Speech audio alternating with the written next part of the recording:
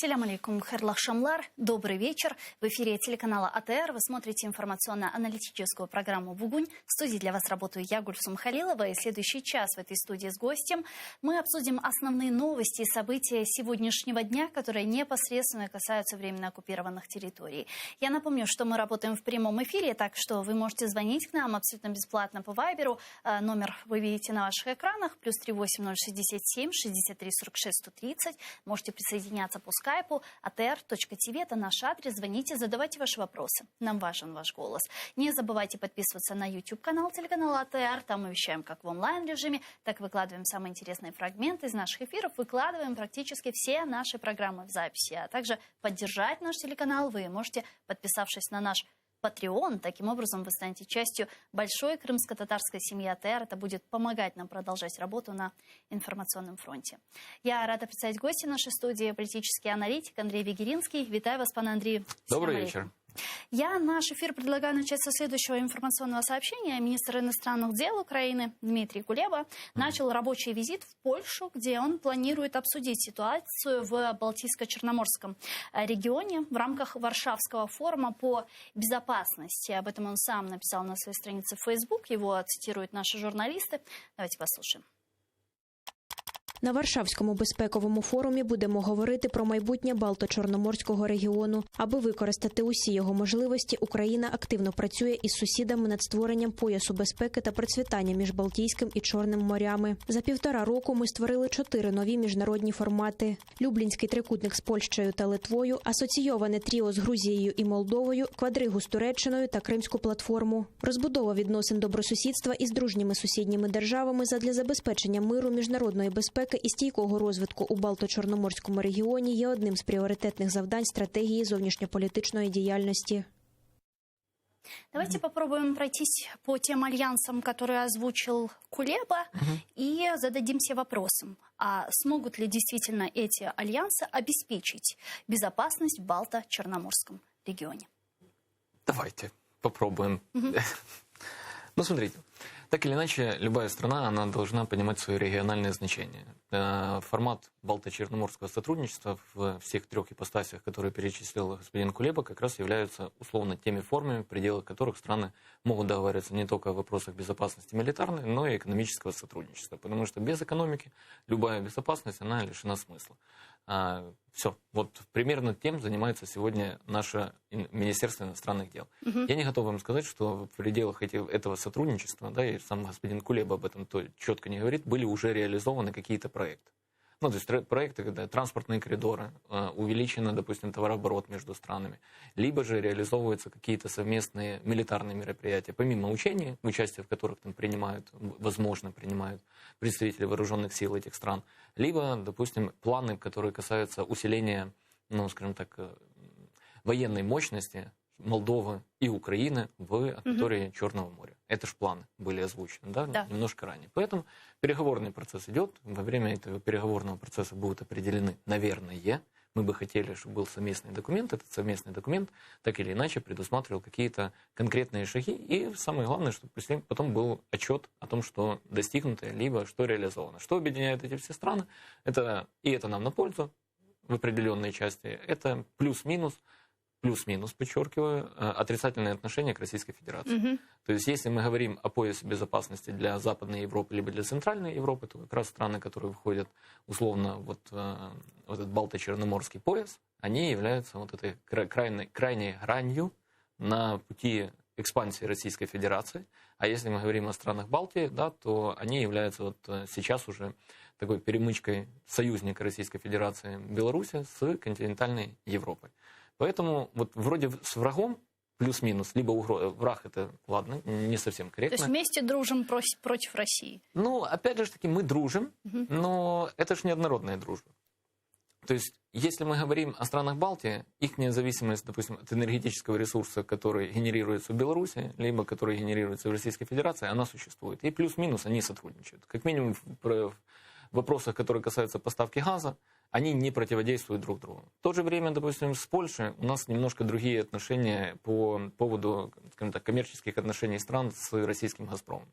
Польша в силу того, что не используется мощности ее газопровода, который проходит в том числе через территорию Беларуси, и потом в последующем идет через территорию Польши, они не бронируются «Газпромом». Они не бронируются в силу того, что концепция третьего энергопакета, то есть концепция идеального рынка, по мнению Европейского Союза, который не предусматривает долгосрочных контрактов, да, она предполагала то, что они не подписывают долгосрочный контракт с «Газпромом» на транзит. А «Газпром» берет и не выходит на еженедельные аукционы по бронированию мощностей. В этом вопросе Украина, вероятнее всего, предполагает, что такая же судьба может ожидать и украинскую ГТС, ну, то есть факт неиспользования. И в этой части с Польшей мы находимся в союзнических отношениях в части, которая касается энергетической безопасности. Но с Молдовой ситуация немножко другая. Она уже менее зависима от нас, как от транспортного моста в части поставки энергетического ресурса. Она может позволить себе получать тот ресурс, который ей необходим, через турецкий поток и соответствующий газопровод, который соединяет Турцию и страны Южной Европы. Да? Грузия. А вот с Грузией интересный момент, потому что, с одной стороны, мы испортили отношения с Грузией, когда предоставили как страна, я сейчас не хочу о политиках говорить, предоставили как страна убежище и гражданство и как следствие убежище для ихнего бывшего президента, который преследовался и в отношении которого уже существует заочный приговор об его осуждении. С другой стороны, сегодня, когда я слушаю политические комментарии и президента, и министра иностранных дел нашей страны по факту задержания гражданина Украины Саакашвили в Грузии, они не настолько резкие, как когда-то могли бы быть. Да, то есть они уже идут с учетом того, что это был собственный выбор этого человека поехать. Он не ставил в известность органы государственной власти, хотя, наверное, мог и должен был. И мы будем относиться к нему как к гражданину Украины, как и тем гражданам Украины, которые, допустим, задержаны и привлечены к ответственности в странах Европейского Союза за преступления имущественного характера, кражи и так дальше. Будем рассматривать его как гражданина Украины, который отбывает наказание в Грузии. И мне кажется, вот именно мягкость формы комментариев на этот счет, она позволяет говорить о том, что Украина не хочет обострять и ухудшать отношения с Грузией. Хотя Но, Грузия... Отходя немного от темы, зачем это Саакашвили, как вы думаете? Ну, я не думаю, что стоит говорить о том, что он убегает от Лизы Ясько. Все-таки они любят друг друга, но, тем не менее, надо знать просто, что она за человек. Уходя от темы, которая также обсуждается, но она обсуждается более кулуарно, все-таки о том, что, наверное, у него возникло очень много финансовых обязательств в стране неофициального характера, от которых проще было в том числе укрыться в Грузии. Этого подтверждения нет, но такая коммуникация имеет место. Мы можем говорить о том, что человек сделал ставку на политическую жертву во имя более долгосрочного политического будущего. Вот примерно вот так. Я не уверен, что... Очень дипломатично вы сформулировали. Да, я пытаюсь быть максимально корректным, потому что господин Саакашвили, у него прекрасная аудитория поддержки в виде ботов в интернет-ресурсах, в медийных ресурсах, и как только ты начинаешь что-то не очень приятное в отношении него, либо Саакашвили озвучивать, возникают, наверное, не самые хорошие комментарии. Но дело не в этом. Он принял для себя решение. Да, многие приводят параллель с Навальным, о том, что это тоже было осознанное решение.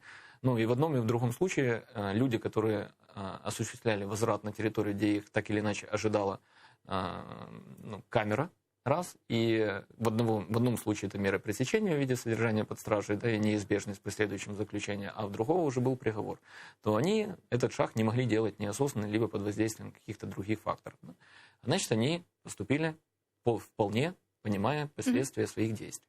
Насколько долгосрочный прогноз последствий их действий? Да, возможно, Саакашвили ожидал, что на местных выборах его партия наберет, я не скажу большинство, то есть не победит правящую партию, да, допустим, сможет составить конкуренцию, это политическое внутреннее давление позволит говорить о том, что его помилуют, либо каким-то другим образом освободят от отбывания наказания согласно приговору суда. Но судя по тем заявлениям, которые сейчас озвучиваются и президентом Грузии, да, не похоже на то, что будет помилование. Возможно, будет давление Запада, да, какое-то в том числе. Собственно, на это я ожидал, на это рассчитывал, я думаю, часть... В особенности на США. Да, и я бы не стал, на самом деле, драматизировать роль господина Саакашвили как политика в американской системе, потому что и во времена Байдена, и во времена Трампа он апеллировал общественности о том, какие у него связи, какие возможности, но я не готов, у меня нет аргументов, которые бы, скажем так, которые бы дали мне возможность говорить о том, что его связи личные либо с демократами, либо республиканцами принесли нашей стране, в которой он живет и работает продолжительный период времени, какие-то плюсы. Мне кажется, ну тут уже в конспирологии, это мое предположение, вот когда мы говорим о том, был осведомлен Владимир Александрович о его визите или нет, ну, то есть и делал он это, ну, вот этот визит в Грузию с ведома господина Зеленского или нет, мы, наверное, допускаем легкую ошибку. Почему? Потому что, смотрите, 30 сентября состоялся конгресс, скажем так, территориальных громад, да, и местных общин, ну, под эгидой президента, который возглавляет господин Ермак. В работе этого конгресса так или иначе принимали участие представители, по крайней мере, на предыдущих заседаниях в Раде реформ и простых решений господина Саакашвили. Они часть решений готовили по поводу реформы системы здравоохранения в регионах, опираясь на их видение модели, при которой, скажем так, медучреждения перейдут, ну, будет сформированы надсоветы, они перейдут немножко на хозрасчетную форму оплаты. И исходя из того, что 30 сентября должен был рассматриваться вопрос подписания меморандума между представителями Кабинета министров, в частности, господина Чернышова, в частности, министра энергетики, да, и который должен был урегулировать отношения с органами местного самоуправления и с нефтегазом в вопросах поставки газа для нужд коммунальных предприятий, для нужд организаций, да, ну, то есть урегулировать вопрос отопительного сезона, который является важным в силу роста цен на газ. Я уверен в том, что без участия господина Саакашвили, да, такой конгресс состояться не мог. Даже если такая фигура, как Саакашвили, отсутствует, но так или иначе тот, кто возглавляет этот конгресс, ну, будет это президент или будет это господин Ермак, они должны это заметить. Ну, потому что не заметить отсутствие Саакашвили на этом конгрессе, ну, довольно-таки сложно. Тем более он мало того, что яркий, импозантный человек, он участник этого конгресса, да? И важность вопроса, это же не кулуарное собрание, да, то есть собирались мэры городов, собирались представители Кабинета министров, собирались представители, ну, государственных монополий и подписывали этот меморандум, и общество его ожидало, да, потому что, ну, всех интересовало, какая будет стоимость тепла на отопительный период. И, ну, это не было рядовое событие, это было важное. Если мы предположим, Да. что высшее политическое руководство Украины Да. знало о Да. том, что Саакашвили едет в Грузию, Да. что это значит? Это значит то, что он, я думаю, что негласно было достигнуто понимание того, что, ну, все, что с тобой будет там происходить, ты же понимаешь, что, находясь в другой стране, мы, ну, защитить тебя, по большому счету, не сможем. Да? То есть и повлиять на власти Грузии, ну, таким путем, что давайте верните нам нашего гражданина, мы тоже не сможем, потому что они скажут на секундочку, этот человек у нас осужден и будет отбывать наказание. Поэтому, ну, you are on your own, да? Ты сам по себе, если ты принимаешь такое решение. Потому что пока ты в Украине, ты находишься под защитой, ну, суверенитета Украины, наших органов государственной власти. Более того, запросы на экстрадицию Саакашвили, которые направлялись Грузии в Украину, Генеральная прокуратура не удовлетворяла. Генеральная прокуратура Украины. То есть у нас он чувствовал себя вполне в безопасности. В Европе он чувствовал себя вполне в безопасности. Но он сделал этот шаг. Поэтому и сейчас брать на себя последствия, ну, или репутационные потери, или ухудшать отношения с Грузией, скажем так, возбуждая какой-то дипломатический скандал, я не думаю, что Украина будет. Более того, та платформа, в которой принимает участие господин министр иностранных дел, она же также предусматривает участие официальных лиц Грузии. И я думаю, что этот вопрос они обсуждать на самом деле не будут. Поэтому Саакашвили принял самостоятельное, субъектное решение во имя достижения своих целей. Ну, его цели он, мне кажется, более чем артикулировал. Его цели являлись политические цели внутри Грузии, не в Украине. То есть он уже себя он всегда себя ассоциировал как политик двух стран, да, но сейчас он отдал предпочтение политике в Грузии. Я не знаю, насколько это последовательно по отношению к Україні, но тим не менее, так. Пан Володимир Воля, експерт з міжнародних питань, зараз з нами на прямому зв'язку. Пане Володимире, вітаємо вас. Салям алейкум. Доброго здоров'я. Сегодня Да, министр иностранных дел Украины Дмитрий Кулеба начал официальный визит в Польшу, где он примет участие на международном форуме, Варшавском форуме по безопасности. Каковы ваши ожидания от этого форума? Увидим ли мы по итогу какие-то, возможно, конкретные договоренности с теми или иными странами, с которыми мы сотрудничаем в вопросе обеспечения безопасности в Балто-Черноморском регионе? Тут важный момент для понимания итогов и возможностей – это количество участников, список участников этого форума. С точки зрения, допустим, крымской проблематики, да, то крымская платформа была очень представительной. Поэтому если на этом Варшавском форуме соберется меньшее представительство, чем на крымской платформе, то, ну, знаете, это само по себе красноречиво.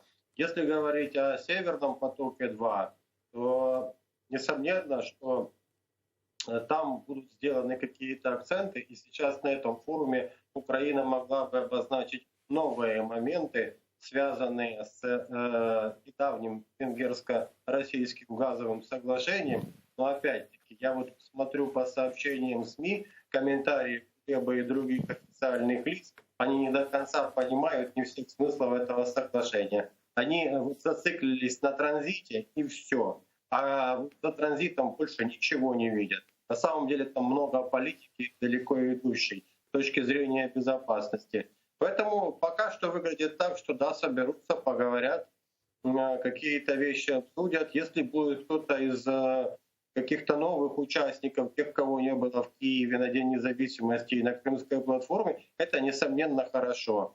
Хотя, опять-таки, если говорить о том, чтобы продвигать подписание Крымской декларации, гораздо более выгодным выглядела сессия Генассамблеи ООН. Ну и вопросы, какие могут еще обсуждаться. Я думаю, что 2 дня вот визита Кулебы — это в каком-то смысле чисто символический визит, потому что там он будет встречаться в этом Люблинском треугольнике, от которого они, ну, кроме бумаги, ни холодно, ни жарко никому, да? То есть чисто символические вещи.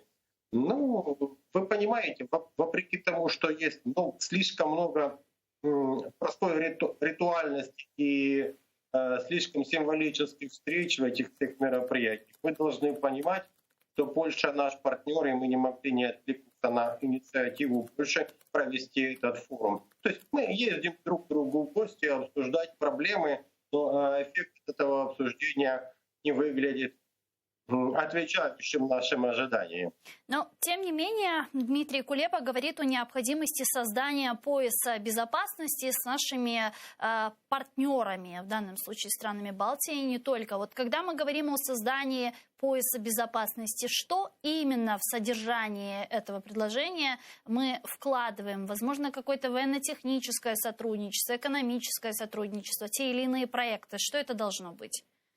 Ну, пояс безопасности — это крайне неудачная с точки зрения сути формулировка, да, потому что у НАТО своя безопасность. Балтийские государства, члены НАТО, и они связаны серьезными обязательствами в рамках Североатлантического альянса. И говорить о том, что мы какой-то пояс безопасности отдельно с Литвой, Латвией, Эстонией и Польшей создадим, это некорректно с точки зрения международного права. У нас может быть стратегическое партнерство с этими государствами, но говорить вот именно о поясе безопасности, другой пояс — это то, что один субъект международной политики создает вдоль своих границ. Вы понимали, да? Допустим, Польша создает пояс безопасности. Ну, так, для примера, это оторвано от реальности, чтобы вы понимали. Польша создает пояс безопасности от России, это Балтийские государства, Беларусь, Украина. То есть пограничная зона, буферная зона. Вот что такое пояс безопасности.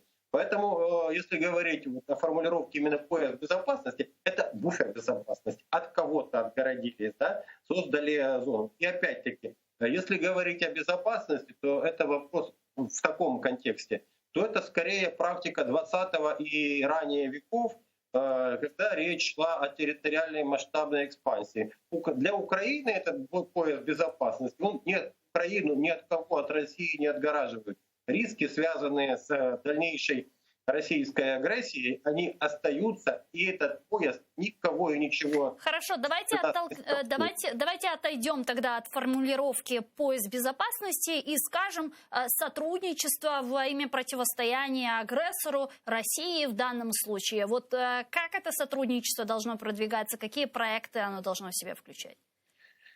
Ну, нужно отдать, так сказать, должное. Литва нам предоставила немало военного снаряжения и там что-то еще, да.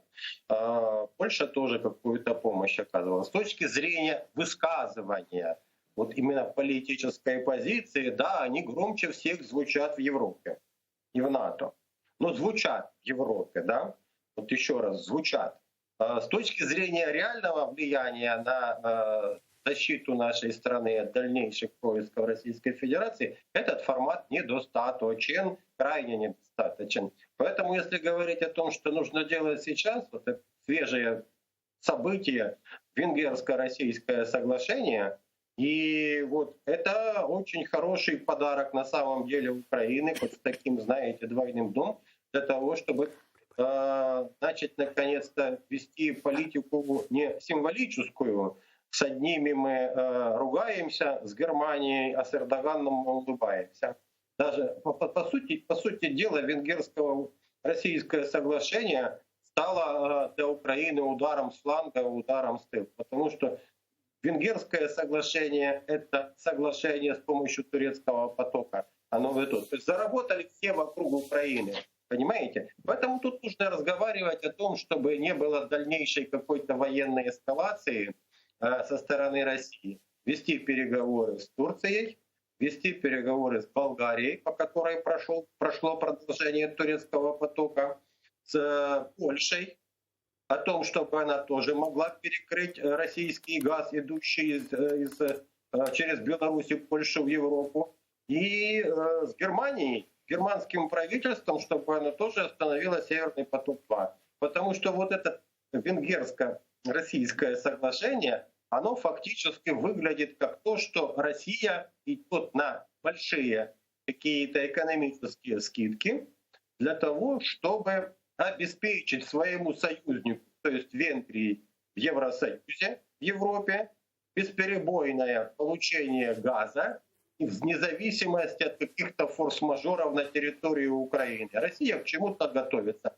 Российская политика, что однозначно, не знаю, к чему готовится Россия, но российская политика, это точно я знаю, она строится на многолетних стратегиях, которые кропотливо, тихо, поэтапно реализовываются. Я это уже видел несколько раз, в том числе на Украине уже в течение 20 лет. Поэтому в данном случае, я думаю, как раз такое планирование с российской стороны мы обнаружили, и это нужно использовать и говорить: слушайте, Реджеп Таyyip, да? Слушайте, там, кто там, Анджей, давайте нам обязательные договора, вы все союзники, но давайте, что в случае чего-то вы перекриваєте каждый свою трубу российскую на своей территории.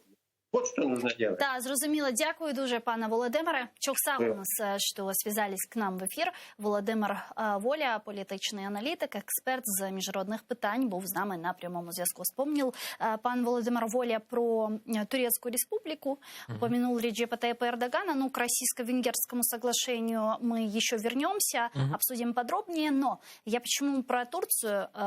Вы знаете, что сегодня, в эти дни, украинские политические аналитики говорят об успешном прогрессе в военно-техническом плане между Украиной и Турецкой республикой. Совсем недавно было заключено очередное соглашение о совместном производстве турецких беспилотников «Байрактар», и мы увидели довольно такую нервозную реакцию со стороны России. В особенности это все было накануне визита Эрдогана в Сочи и встречи с Путиным. Как это все может повлиять на взаимоотношения Турции и России, и, собственно, почему это для нас важно? Ну, смотрите, во-первых, мы пока их совместно Байрактара не производим, а у нас, по-моему, если не ошибаюсь, это испытательный полигон для Байрактаров формируется. Немножко... И центр испытательный тоже. Ну, да. Ну, чуть-чуть не так, как бы мы без производства, но где-то, но близко. Но моторы для Байрактаров мы производим. Сотрудничество, да. Хорошо. Мне кажется, вот я смотрел просто совместную пресс-конференцию Путина и Эрдогана во время визита его в Сочи. они не касались просто военного сотрудничества, и они не касались вопроса Крыма в обсуждении. Ну, то есть зачем трогать те вопросы, в которых позиции стран расходятся? Они говорили о строительстве атомной электростанции. Эрдоган говорил о том, сколько людей, 10 тысяч, да, по-моему, 10 тысяч работников на станции будет. Из них, по-моему, 7 прошли обучение в российских соответствующих учебах. Да, но было бы странно, если бы они выносили на всеобщее обозрение все вопросы, которые обсуждались тет-а-тет. Это я к тому веду, что каким образом это может повлиять. У них нет отношений безапелляционной дружбы, либо безапелляционной вражды. Это Украина все международные отношения почему-то толкует именно категоричностями. Венгры нам либо друзья, либо враги. Белое-черное. Да, белое-черное. А вот Турция и Россия — это, по-моему, эталонные, ну, для нашего понимания, потому что близкие страны, да, и мы все-таки так или иначе больше обращаем внимание на такие встречи в международной повестке, того, как все то, что нас разъединяет, мы убираем за скобки, ну, потому что у них же есть еще ситуация с Идлибом, связана с Сирией, да, то есть в Турции свои моменты, свои проблемы, которые связаны с подготовкой к выборам, да, и будущему самого Эрдогана, но у него свои сложные отношения с Соединенными Штатами, это уже слишком много для нас, но мы видим, с одной стороны, радость украинских официальных лиц от того, что во время заседания Генеральной Ассамблеи ООН Эрдоган сказал, что никогда не признаем аннексию Крыма, мы радуемся. С другой стороны, ну, проходит не так много времени. Эрдоган едет к Путину, они встречаются, обсуждают вопрос газа в стабильных ценах, да, 140 или 170 долларов за 1000 кубов. Это та цена, по которой турецкие промышленные мощности, турецкие предприятия получают ресурс, из которого они изготовляют с последующим продукцию, которая в том числе продается у нас. Мы же получаем по цене, ну, условно, 500, 600 и выше долларов.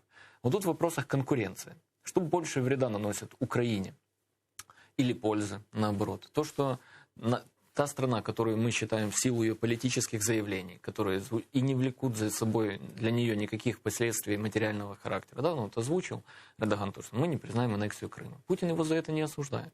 Путин не перестает с ним торговать газом за счет этого. Они не перестают сотрудничать в вопросе, опять же, строительства атомной электростанции. Они не перестают, и они не прекращают сотрудничество в части поставки С-400 и последующим С-500. То есть у них торговля, туризм. Они говорят о восстановлении товарооборота, да, который сначала упал в ковидный год на 24%, а тут мы нарастили до 27%. Где у них портятся отношения? На уровне символических высказываний? Они не считают это поводом для того, чтобы причинять вред своим экономикам. Мы же мыслим, ну вот, категорически по-другому. Поэтому, когда Турция подписывает с Украиной, ну, скажем так, соглашение о совместном сотрудничестве в части производства беспилотников, да, я не вижу, ну, от Российской Федерации высказывание, и оно, кстати, вряд ли может прозвучать. Ну как Песков, помните, недавно. Не, оно не может прозвучать в том плане, что вы будете использовать байрактары, да? Ну, то есть, как оно могло бы быть, если бы Россия признавала, что, ну, байрактары будут использоваться для нашими вооруженными силами на территории Луганской и Донецких областей, да, в противостоянии с силами. И тут вопрос. Россия не скажет, против нас использованы, да, не использованы против вооруженных сил Российской Федерации. Потому что их там нет. Да? То есть они не реагируют на это. А где у нас? Мы в Крыму будем байрактары использовать? Не будем байрактары в Крыму использовать. Плюс мы с вами соглашения же не знаем. Но любое соглашение по поставке, ну, оружия либо товаров двойного назначения, да, оно имеет ограничения. С правом реэкспорта или с правом использования, или не с правом. Ну, так как мы джавелины закупали в Соединенных Штатах. Да, но вот пан Александр Мусенко, который включался к нам в эфир до вас, он сказал, что вот по использованию байрактаров никаких ограничений в договоренностях нет. То есть использовать на фронте мы их можем. Если бы господин Мусиенко был осведомлен о содержании контракта, это значило бы, что он имеет доступ к государственной тайне, потому что это не публичный договор. Или же разглашает государственную тайну. Поэтому он делает предположения на основании публикаций в прессе, либо официальных высказываний наших официальных лиц. Но я почему-то допускаю, что, ну, наши официальные лица не всегда искренни. Ну, простите меня, но пока наша правовая культура, ну, не допускает полной искренности и честности в вопросах, которые касаются даже коммерческих контрактов. Но и опять же, соглашения на уровне предприятия подписаны или министерств. Предприятий. Ну, как коммерческую тайну, кто из предприятий разглашает? Никто. Поэтому, ну, я Сашу уважаю за его мысль, но Я думаю, если вопрос станет о применении байрактаров непосредственно, да, ну, опять же, их не огневой мощи, слушайте, либо разведывательной. главнокомандующий ВСУ Залужный на прошлой неделе, если не ошибаюсь, сделал такое заявление, и у него была формулировка следующая: байрактары на фронте свою работу выполняют. То есть, какой можно сделать вывод с этой формулировки? Пока у нас не наступательная операция, не наступательная, я подчеркиваю, то они могут использовать разведывательные функции. Разведывательная функция – это совсем другое, нежели применение оружия, которое повлечет за собой смерти людей, которые являются нашими оппонентами либо противниками. Да? То есть вот пока функция разведки, мы их используем. Давайте узнаем реакцию. Если реально вот реакция, о которой мы с вами говорим, самой России. С нами сейчас на прямой связи российский журналист Игорь Яковенко. Пане Игорю, здравствуйте, витаем вас. Здравствуйте. Да. Как в российских пропагандистских средствах массовой информации реагируют на военно-техническое сотрудничество между Турцией и Украиной в вопросе сотрудничества, разработки, производства турецких беспилотников «Байрактар»? Ну, естественно, это воспринимается как возмутительное явление. Вообще, любая попытка Украины защищаться, она воспринимается как агрессия, воспринимается как возмутительное, то есть вполне ожидаемо. Я еще раз подчеркну, речь идет не о официальных заявлениях министра иностранных дел, министра обороны и так далее. Речь идет именно вот о ток-шоу, в которых выступают депутаты, политологи и так далее. Естественно, возмущение, причем идет, такое, я бы сказал, глумление. Типа того, что не помогут вам ваши байрактары, так сказать, против наших вооруженных сил, они ничего не стоят, ничего не значат и так далее. То есть на самом деле вот в риторике есть, конечно, агрессия. Что касается официальных заявлений, то я их не слышу. Вот я их просто не слышу. Мы внимательно следили за визитом Эрдогана в Сочи и встречу с Путиным, потому что до этого на Генеральной ассамблее ООН Эрдоган сказал о том, что Турция, Турецкая республика поддерживает территориальную целостность Украины, что вызвало такую нервозную реакцию в Кремле, которую мы видели. То есть вот перед этой встречей мы видели, как поднимались ставки. Эрдоган со своей стороны сделал довольно жесткие заявления по выборам незаконным в Крыму и так далее. Мы видели авиаудары России по провинции Идлиб в Сирии, и после чего, собственно, состоялся этот визит. Как вы оцениваете этот визит, и как вы думаете, за закрытыми дверями все же тема Крыма и освобождения политических заключенных, на что рассчитывало украинское политическое руководство, поднимались эти вопросы? Я думаю, что тема Крыма как такового, то есть речь идет о, я так понимаю, в вашем вопросе, смысл вашего вопроса – это признание оккупации Крыма и возвращение его к Украине. Я думаю, что эти темы Эрдоган с Путиным не поднимали и не обсуждали. Потому что Эрдоган прекрасно понимает, что для Путина этот вопрос абсолютно закрытый. И, будучи практическим политиком, он, конечно же, не будет обсуждать с Путиным этот вопрос именно в такой плоскости. Что же касается политзаключенных, освобождения и прекращения репрессий в отношении крымско-татарского народа, этого исключить нельзя. Я думаю, что эта тема, может быть, поднималась, хотя, честно говоря, я не очень верю в такой правозащитный гуманизм Эрдогана. Мне кажется, это достаточно практический, жесткий политик, который вряд ли будет использовать переговоры с Путиным для таких правозащитных целей. Да, в рамках, потому что прецедент уже был. В 2017 году, вы помните, что посредством Эрдогана были освобождены Ильми Умеров, Ахтем Чийгоз, заместителя председателя Меджлиса. И все же, как вы думаете, есть ли сегодня у Эрдогана какой-то козырь в руках, который он бы мог сегодня использовать и снова поспособствовать такому освобождению? Я думаю, что козырь такой есть. Безусловно, главный козырь – это экономика, это газовое соглашение, это труба. Для Путина это важно, для Эрдогана тоже важный. Я думаю, что это основной козырь, который... Это главный тип. Все остальное вторично. Я думаю, что попутно, конечно, могут быть решены какие-то проблемы, связанные с освобождением нескольких человек из числа лидеров крымско-татарского движения. Президент Украины Владимир Зеленский недавно заявил, что готов к встрече с президентом России Путиным тет-а-тет. Однако он считает, что окружение российского лидера против такой встречи. Я предлагаю вместе послушать его цитату.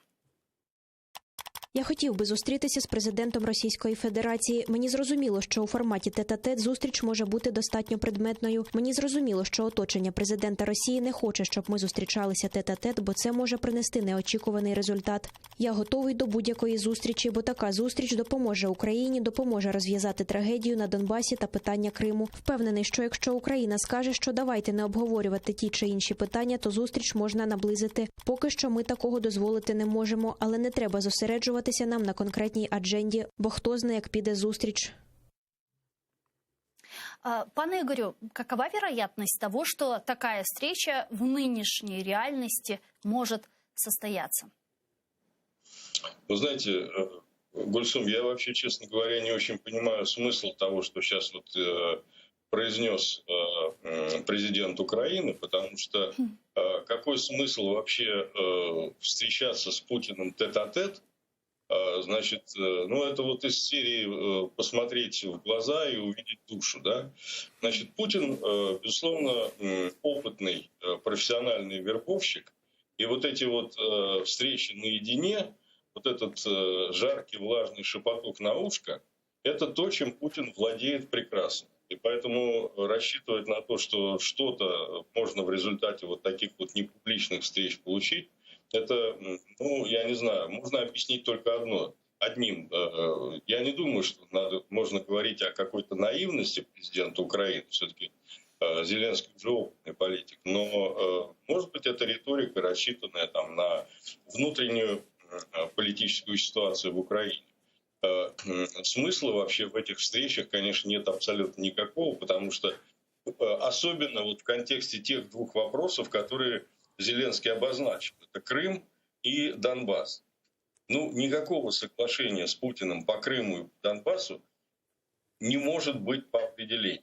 То есть нет точки компромисса. В принципе, ее не существует. Вот нельзя предположить какую-то точку компромисса между Зеленским и Путиным по Крыму и Донбассу, который можно было бы достичь. Вне зависимости от того, будут это публичные переговоры, будут это закрытые переговоры тет-а-тет, которые зачем-то хочет Зеленский. Ее невозможно сконструировать. Вот если вы попробуете сейчас вместе со своими экспертами представить себе, просто представить, о чем могут договориться Путин с Зеленским по поводу Крыма и Донбасса, ну, я думаю, вам это не удастся. Даже просто провести такой мысленный эксперимент. Я думаю, это риторика, может быть, она рассчитана на внутриполитическую ситуацию в самой Украине. То же касается и нормандского формата, потому что до этого украинское руководство, глава офиса президента и министр иностранных дел Украины говорили о том, что идет подготовка к встрече 4 лидеров в нормандском формате. И было бы хорошо, чтобы такая встреча состоялась до ухода канцлера Германии Ангелы Меркель. Вы знаете, я думаю, что единственный смысл вот всех этих встреч, всех этих переговоров, это попытка все-таки, так сказать, не допустить эскалации, не допустить каких-то боестолкновений. То есть единственный смысл – это не допустить, то есть разговаривать для того, чтобы не стреляли. Вот продолжать вот эту имитацию каких-то переговоров для того, чтобы не было стрельбы. Ну и в отдельных случаях может быть, так сказать, разговор о каком-то обмене пленным. Все, никакого вот, опять-таки, понимаете, ну давайте так, это тот случай, когда, опять-таки, невозможно себе представить какой-то точки компромисса с участием американцев, с участием Меркель, ну или там Германии, Франции, кого угодно. В принципе невозможно. Путин с Донбасса не уйдет. Это очевидно совершенно. Ну, я уж не говорю о Крыме. То есть понятно, что все эти вопросы будут решены только после ухода Путина из Кремля. Пока Путин в Кремле, российские вооруженные силы будут находиться на Донбассе, в Луганске и, естественно, в Крыму. Мне кажется, это совершенно очевидно. Я не могу себе представить вот ситуации, при которой, значит, о чем-то здесь можно было бы договориться. Дякую вам дуже, пане Ігорю. Спасибо большое, что нашли время и подключились к нам в эфир. Российский журналист Игорь Яковенко был с нами на прямой связи. Пане Андрію, я вспоминаю 2019 год, перед встречей 4 лидеров в нормандском формате. И до этого мы видели такую прелюдию, можно сказать, с разведением войск на Донбассе, там, согласованием формулы Штайнмайера, освобождение политических заключенных, в том числе из оккупированного Крыма, 33 человека тогда освободили, среди которых были и украинские моряки, задержанные в Керченском проливе. И риторика, в принципе, отличалась от той риторики, которая сейчас есть у Зеленского, у Дмитрия Кулебы и так далее. То есть говорит ли это о том, что вот такие взаимоисключающие заявления двух сторон, нашей стороны о том, что мы будем говорить про Крым, про Донбасс, страна Россия, которая говорит о том, что мы это не обсуждаем, это их вечная мантра, говорит ли это о том, что такой встречи не будет вообще в ближайшее время?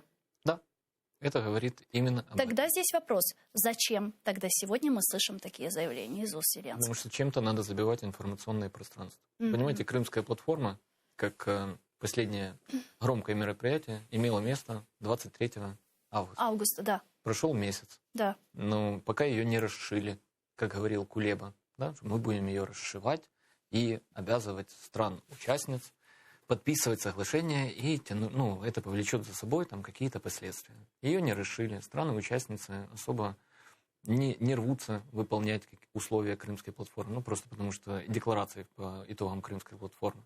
А все, что касается урегулирования конфликта на Востоке, у нас абсолютно полная тишина. Соответственно, к Владимиру Александровичу возникает вопрос, чем мы же занимаемся в этой сфере хоть чем-то? Он говорит, занимаемся. Каким образом? Я инициирую встречу. Я не против встречи. Но в то же время, диалог, по-моему, более чем четкий. Да? Встреча возможна. Она с Кремля аж артикулируется. Но Крым нам обсуждать нечего. Да. Да. А по поводу Востока, вы абсолютно правильно вспоминали 19-й год. Да? Какая была подготовка к нормандскому саммиту. Кто был в команде у Владимира Александровича Зеленского? Да? Давайте вспоминать, что по части переговоров по газу. Это был один из ключевых вопросов для Путина, и он решил его так, как он его хотел решить. Но там сторону представлял господин Ветренко. Нужны ли сегодня Российской Федерации переговоры в части, которая касается, допустим, урегулирования каких-то газовых вопросов с Украиной? Нет. Потому что свое роуд-шоу сделала госпожа Меркель. Северный поток практически запущен. Северный поток запущен. Транзит газа через территорию Украины до 2024 года обеспечен. После этого он не нужен России. Он может быть нужен, но если Европа нарастит добычу, США не давят. С Байденом свои договоренности. То есть внешнеполитическая конъюнктура немножко поменялась. Да? Лидеры стран поменялись. Конфигурация поменялась. Газовый вопрос для России решать не нужно. Вопрос Востока. Те мероприятия, которые реализовывает Российская Федерация, там части выдачи паспортов, участие в выборах, смена, бизнес-элиты на территории, которая сейчас оккупирована, говорит о том, что они не готовы признать их отдельными субъектами Федерации, они не готовы интегрировать эти территории. Но они понимают, что эта история надолго. Кто готовил господина Зеленского к саммиту в нормандском формате и был таким предохранителем от необдуманных решений либо поступков неопытного политика Владимира Александровича Зеленского. У него в команде к тому моменту был господин Аваков. У Авакова было свое видение, которое он тогда представлял как стратегия малых шагов, в части урегулирования конфликта на Востоке. И он от любых тех, опрометчивых поступков, которые мог осуществить Владимир Александрович Зеленский, в том числе взглянув в глаза, он его пытался уберечь. К тому моменту, к счастью, мы не перешли к реализации политической части Минского процесса. Гуманитарно мы получили то, что могли, то, что хотели, и то, к чему стремились. Мы получили обмен более чем 200 военнопленными, в том числе моряками. Путин получил газовый контракт. Сейчас кто находится в окружении Владимира Александровича? Господин Ермак. Ермак и так коммуницирует с Козаком. У них нет проблем в коммуникации, но нет общих точек соприкосновения. Более того, в части, которая касается урегулирования конфликта на Востоке, мы полностью отошли, потому что педалировали этот вопрос Франция и Германия от вопросов кластеров. Ну, сейчас, кстати, вот пройдет неделя или две, я думаю, что... Но кластеры так и мы не увидели. Мы видели только слив российских СМИ этих кластеров. Да, ну, от нашей официальной стороны мы услышали, мы не против кластеров. В какой редакции? Вот этого дальше мы не услышали. Да. Все. Поэтому через 2 недели, скорее всего, Владимир Александрович в продолжение того, что он высказался в Трускавце, скажет о том, что он очень хочет увидеться на уровне, пока еще фрау Меркель является канцлером, потому что еще правительство новое не сформировано, по обсуждению именно того же механизма кластеров, которые они согласовывают. Это будет очередной информационный вброс. Ну и тогда уже мы перейдем не из истории встречи тет-а-тет, а с историей 4-форматной, встречи в нормандском формате. Информационную повестку, части, которая касается прекращения войны, нужно чем-то наполнять. Кроме того, чтобы наполнять ее тезисами о том, что мы готовимся к встрече, за последний год у нас не произошло ничего. Вспомните просто, сколько мы фактически, начиная с середины 2020 года, живем в повестке с офиса президента о том, что готовится встреча представителей МЗС. Мы готовимся на встречу советников. Мы не достигли соглашения. Ты сидишь и просто мы по циклам проходим раз в месяц или раз в 2 месяца историю о том, что готовится встреча. Или президент говорит, я готов к личной встрече. Ответ. Любые вопросы, кроме вопросов Крыма и вопросов, которые обсуждаются на уровне нормандского формата. Ну а есть ли другие какие-то возможности вообще? Возможности здесь же все равно мы перейдем к тому, что, к сожалению, многие вопросы завязаны на желании и на политической воле в Кремле у Путина. Нет, не так. Кремль приоритетно, потому что у него есть, как и у всех 4 стран-участниц нормандского формата, у них есть право вето. Да? То есть, грубо говоря, Франция говорит, нет, не устраивает. Хотя я не вижу там вопросов, которые Францию не устраивают, или Германию, потому что не их территория, не их люди страдают. Да? Но, тем не менее, мы допускаем, что Украина может сказать категорическое нет. Тут голоса не большинством определяются. Типа 3 проголосовали и приняли решение. Да? Не так. Но мое глубокое убеждение, нет желания у Кремля, раз. Второе, нет давления со стороны Франции, Германии и США. Они приняли позицию того, что тот конфликт, который имеет сейчас статус, по большому счету, замороженного не в смысле того, что там перестали стрелять, нет, отнюдь, а замороженного в той части, ситуация, которая не предусматривает решение. Статус-кво, но не всех устраивает, получается. Вот этот статус устраивает. Поменяются отношения, допустим, Соединенных Штатов и России. Уйдут они в обострение. Соединенные Штаты начнут вводить с привязкой к ситуации на Востоке санкции, они начнут давить на Российскую Федерацию. Но пока та ситуация, которая имеет место в мире, да, она не предусматривает и не делает приоритетным вопрос на Востоке. А с приходом нового канцлера в Германии внешнеполитический курс в этом направлении каким-то образом изменится или нет? Пока что мы не знаем, кто будет канцлером, Олаф Шольц или Армин Лашет, но многие говорят о том, что вероятность того, что канцлером будет Олаф Шольц, довольно высока. И тем не менее, СДПН каким-то образом поменяет этот курс? В лучшую для Украины сторону нет. Конечно. Нет. Я не вижу. Ничего не изменится. А в худшую? Смотрите, ХДС, ХСС, да, которую возглавляла Меркель, она взяла на себя политическую ответственность за то, чтобы урегулировать, попытаться стать тем субъектом, который урегулирует ситуацию на Востоке. Граждане Германии отдали предпочтение другой политической силе. Другая политическая сила шла немного с совсем другой повесткой. Это вопросы мигрантов, вопросы энергетики, это вопросы, которые касаются промышленного производства. Повестка другая, внутренняя, более концентрирована на внутреннюю повестку. Захотят ли они брать на себя обязательства, которые не они подписывали? Потому что подписывал представитель ХДС, ХСС, являлась гарантом выполнения Минских соглашений, брала на себя обязательство вести переговоры с Путиным. Нужно ли начинать, допустим, новоизбранному или избранному канцлеру отношения с Российской Федерацией с довольно-таки сложным вопросом, который касается урегулирования интересов Украины, да, и интересов, по большому счету, граждан именно Украины в части конфликта на Востоке. Мне кажется, он замкнет ключевой вопрос во время первой встречи скорее на вопросах экономики. И точно так же, как и все остальные представители политических сил Германии, но исключительно на дебатах вербально озвучат то, что мы за территориальную целостность любого государства. Насколько я могу знакомиться с материалами аналитиков, ни в одной программе, ни одной из партий, которые попали в Бундестаг, нет вопроса Украины. Более того, по вопросу Украины, если он будет отражен, нужно смотреть коалиционное соглашение. Потому что коалиционное соглашение, которое будет подписано так или иначе по результатам переговоров, это тот документ в Германии, который пытаются соблюдать.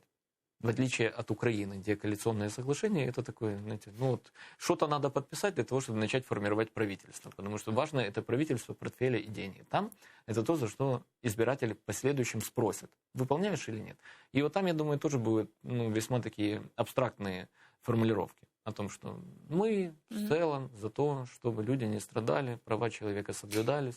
Вернемся к этому вопросу, когда увидим создание коалиции, поймем, кому примкнут зеленые и кто будет все же канцлером Германии. Да, возможно, и зимой. А я предлагаю перейти к следующей не менее важной теме, которую мы с вами уже несколько раз упоминали вскользь, но я предлагаю все же остановиться на ней подробнее. Главный кризис в Европе создан в ручном режиме. В Европе существует мнение, что будет найдено решение с РФ, и вопрос стабилизируется. Об этом заявил министр иностранных дел Украины Дмитрий Кулеба на фоне нового соглашения контракта между концерном «Газпром» і Венгрії. От його цитата.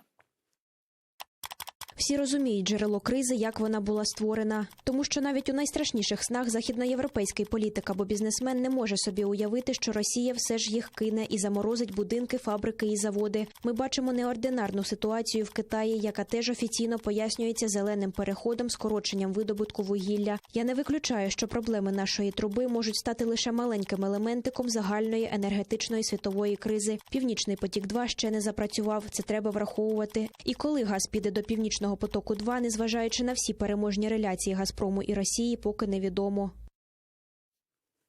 Россия не восстанавливала транзит газа в Венгрию через украинскую газотранспортную систему. Об этом сообщил директор оператора ГТС Украины Сергей Макагон. Вот его цитата. В пресі поширюється інформація про те, що «Газпром» відновив транзит газу через Україну до Угорщини. Це не відповідає дійсності. Так, наразі є незначний потік газу з України до Угорщини, але це не транзит, а реекспорт газу європейськими трейдерами, який вони зберігали в українських ПСГ.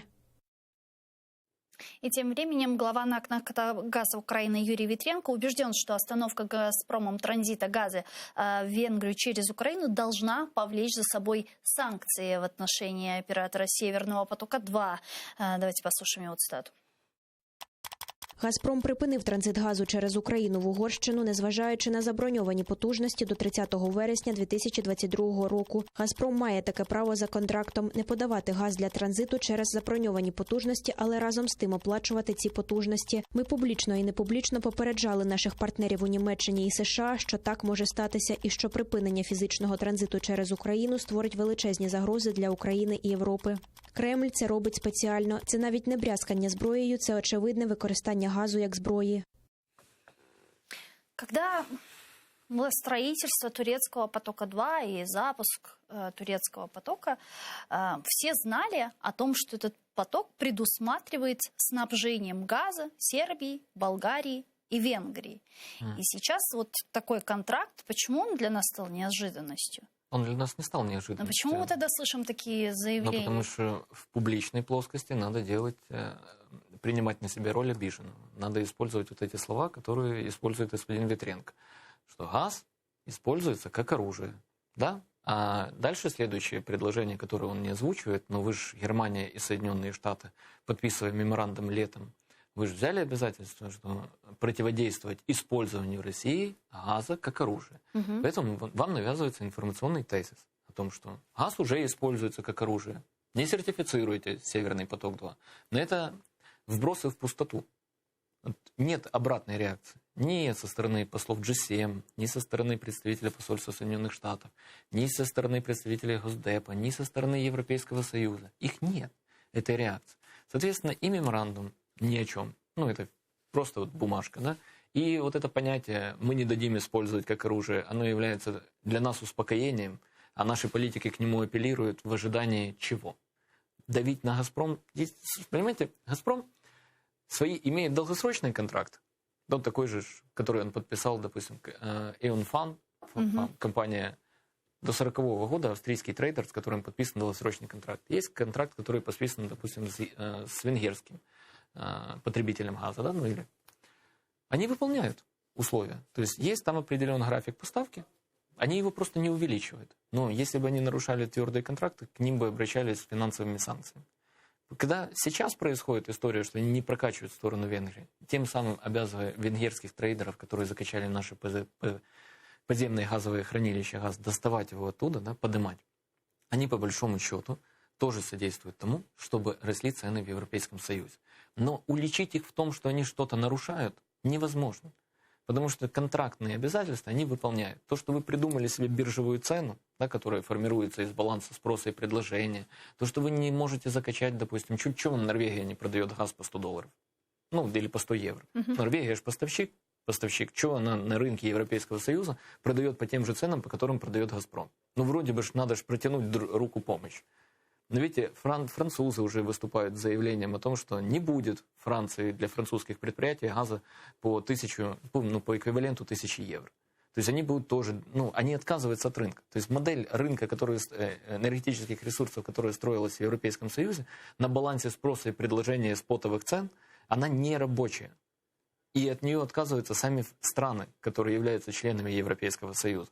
Об этом, если такая цель «Газпрома» и, скажем так, энергетических компаний Европы, потому что он не один там, далеко не один, доказать то, что третий энергопакет, второй энергопакет и спотовые цены, отказ от долгосрочных контрактов являются недееспособными для ваших экономик, потому что вы умрете как экономики. Если Турция, в России промышленность газ получает по 70, Турция по 170, а европейские потребители, их же концерны, их предприятия по 1000. У них себестоимость продукции и инфляция, промышленная инфляция, да, она же, соответственно, отразится на цене конечного продукта. Ваша продукция становится неконкурентной. Соответственно, вы либо хотите... Покупайте по 1000 евро, согласно правил, которые вы определили. Но вы убьете свою промышленность, свою занятость, потому что вашу продукцию никто не будет покупать. Либо меняйте правила. И они поменяют правила. Потому что они понимают, что вот такая ситуация может повториться. Так, а как же принцип солидарности в Европейском Союзе? Принцип солидарности, знаете, это как мы с господином Землянским общались, это когда Чехия подает в суд на Польшу, да, по поводу использования угольной генерации и угольных шахт, а Польша говорит, что мы не будем выполнять решение суда Европейского Союза и не будем платить штраф по 500 тысяч, потому что для нашей экономики уголь важен и необходим с точки зрения национальной безопасности. Но принцип солидарности – это цена электричества в балтийских странах, которая возрастет еще в следующем месяце примерно процентов на 40. Она сейчас составляет 14-20 евроцентов за 1 киловатт-часов. И с прогнозом того, что будет возрастать. Это для бытовых потребителей, не для промышленности. Еще на процентов от 20 до 40 в зависимости от того, какая будет стоимость угля и какая будет стоимость газа. Солидарность – это когда в Великобритании, хотя ладно, уберем ее, она не член Европейского Союза, но, допустим, та же Франция говорит о том, что все, отказываемся от биржевых цен. Где тут солидарность? Тут каждая страна защищает свой интерес. Но при этом прецедент с опалом уже был. И какова вероятность того, что Еврокомиссия сейчас может стать на нашу сторону? А у нас нету, у нас нету спора. С чем мы обращаемся в Еврокомиссию? Проверьте соглашение между «Газпромом» и компанией в Венгрии. На предмет Украина чего? теряет транзит газа. До 24 года 4,5 миллиарда, да, кубометров? До 24 года мы ничего не теряем. А после 24-го подписывайте контракт. Не подписывайте контракт, хорошо, ждите, пока мы выйдем на аукцион, так как в Польше. Так, мы же понимаем, что после 2024 года России незачем подписывать, в принципе, с нами контракт. Зачем? Нет, Россия... Подождите.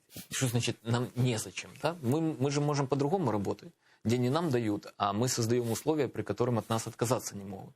И на нашей стороне должны быть, допустим, компании-потребители из Германии, которые будут настаивать, большие потребители, которые будут настаивать в отношении с «Газпромом» на то, чтобы точкой передачи газа была западная граница Украины.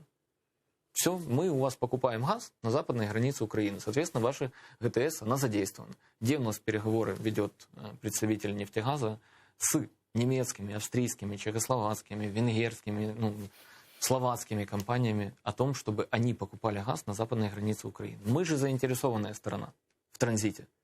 Мы хотим сохранить транзит, а не Россия хочет нам обеспечить транзит. Да? Ну, то есть мы же часто используем тезис о том, что газ – это оружие России. Но у нас был транзит, он был оружием, подчеркиваю, который можно было обернуть против России. Да? Ну, потому что их поставка газа зависела от того, как стабильно работает наша система. Мы могли их крутить. Мы их не крутили. Мы скидки на газ по $100 когда-то оформляли, да, за 1000 кубов, в обмен еще. В нагрузку к этому мы еще получали Черноморский флот, который базировался в Крыму. Да? Ну, мы свое оружие продавали задешево. Ну, нам создали пояс совсем другого оружия, которое называется турецкий поток, Северный поток-1, Северный поток-2, и сказали: ребята, у вас больше нет оружия. И мы ничего при этом не нарушили. Потому что Европа говорит, что они ничего не нарушили. Мы можем возмущаться. Солидарности нет. Нет солидарности совсем. Но если нет ни одного потребителя, который хочет получать газ через территорию Украины, этого потребителя нету в Польше, этого потребителя теперь уже нету в Венгрии, но осталось еще Словакия.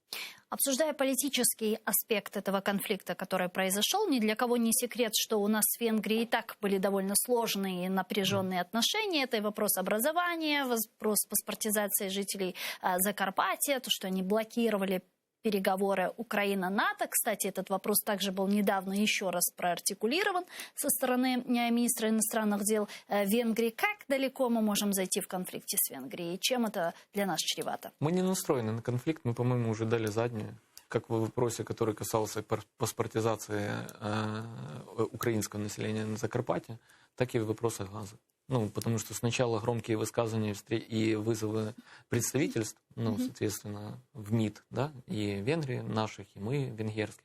А потом, да, официальное высказывание Шкулева, да, мы понимаем, что мы на это повлиять не можем, но все-таки, как-то неприятно. Осадок остался. остался. Живите с ним. Все, мы дальше, мы не зайдем дальше в клинч. Мы либо начинаем как-то субъектно.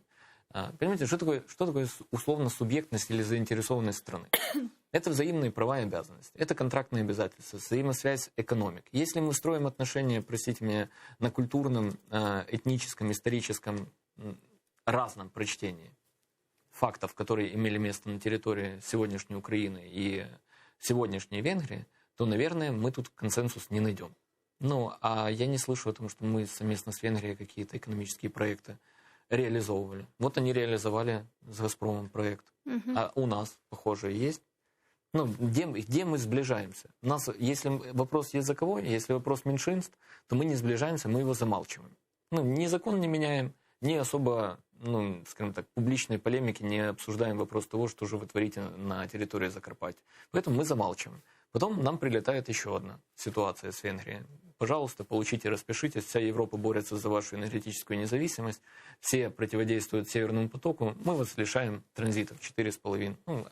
Их контракт 4,5 миллиарда. Через нас там шло немножко меньше, но тем не менее. Все. Вот такой вот дружественный шаг страны Венгрии. Хорошо, можем ответить взаимно. Для этого надо, чтобы проанализировали, допустим, взаимную заинтересованность Венгрии в Украине или в другой стране, где мы имеем вес. И мы, допустим, сделали им больно. Для того, чтобы выйти на паритет какой-то. Да, и потом вышли на равное. Да? Вы нам сделали, мы вам. Давайте как-то пытаться дружить или находить взаимную заинтересованность. А так, если оно все время пролазит, и Украина все время, простите меня, подтягивает сопли, сначала возмущается, а потом все равно утирается, то Венгрия будет и дальше давить. Дякую вам дуже, пане Андрію. Да не за что, я что-то вам хорошее хотел бы сказать. Закончим на этой ноте. Да, вы великолепно выглядите. Давайте хорошее. Да. Дуже дякую. Чок Сагаловна, что приехали к нам в студию, ответили на наши вопросы. А мы с вами не прощаемся, буквально прерываемся на 5 минут. Далее эфир телеканала АТР мы продолжим уже на крымско-татарском языке нашу программу. Не переключайтесь. Коршкинджи.